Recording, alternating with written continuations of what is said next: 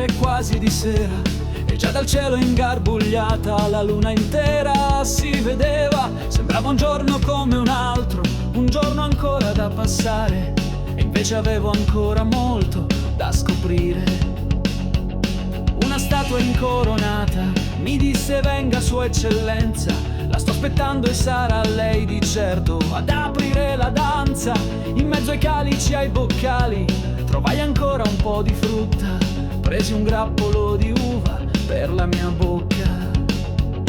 Fu l'inizio di una fine che non doveva incominciare, ma mi accorsi troppo tardi che era un gioco un po' bestiale. Una strega di alluminio mi indicò una strada buia e pensare che credevo fosse una scorciatoia. Infine libero, libero, libero, libero sarà in un attimo. Infine libero, libero, libero, libero come un angelo. Ad un tratto un saltimbanco si tuffò da un deltaplano, con le corde appese al collo strimpellava piano piano. Un coltello a punta curva ne graffiava la sua voce, mentre pallidi umanoidi gli strappavano il torace.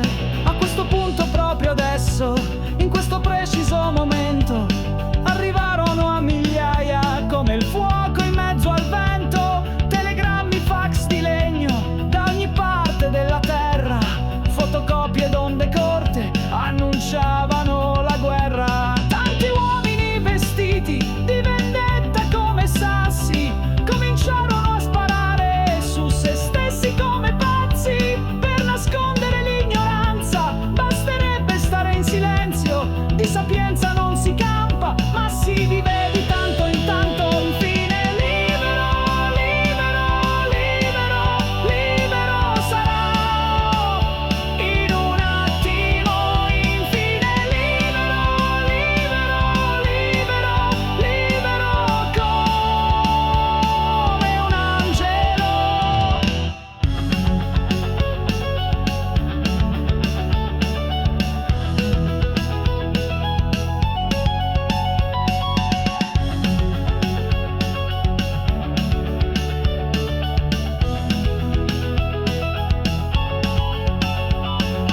Quattro sconquassate trote scorticavano poesie.